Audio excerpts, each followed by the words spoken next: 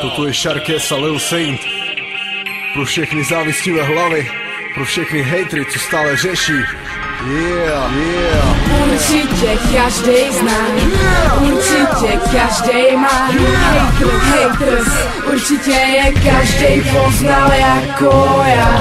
Určitě každej zná, určitě každej má haters, určitě je každej poznal jako já. Určitě každej zná, určitě každej má hater za pocit, že tě řeší pro nic. Můžu na ně honit, můžu na ně močit, můžu na ně honit, z jejich keců mám profit. Určitě každej zná, určitě každej má hater za pocit, že tě řeší pro nic. Můžu na ně honit, můžu na ně močit, můžu na ně honit, z jejich keců mám profit. Hej, Sharkes, Lil Saint, DJ Basti, rap, delikatésní. Všechno nafouknu jak bubliny, miluju je víc než růžový děliny. Sama jsem dělina, tak trochu blázivá, stejně jak Mania, ale jsem to já. Na nic jako oni nemusím hrát, že jsem raperka z USA, ha?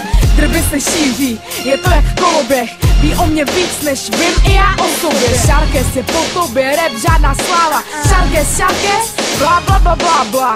Já to neřeším, miluju pohodu, fajnoví lidi, srandu a svobodu. Hejtři jsou pozadu, nemají ponětí, až blbost.